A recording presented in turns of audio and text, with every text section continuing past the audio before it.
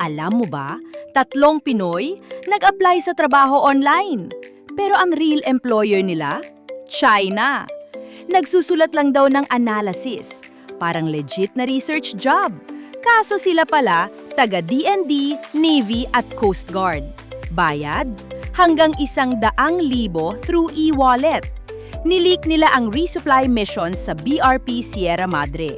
Paano nag-communicate? Hindi Telegram, hindi Signal. Modified Tetris game. Secret code lang, boom! Messaging app na. 2 taon, nag-leak ng troop rotations at military details sa WPS. Nahuli ng National Security Council. Na-shutdown na ang channels.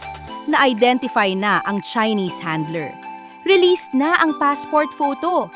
Isang Tetris game lang pala, na-leak na ang secrets natin. Safe pa ba? Comment ka.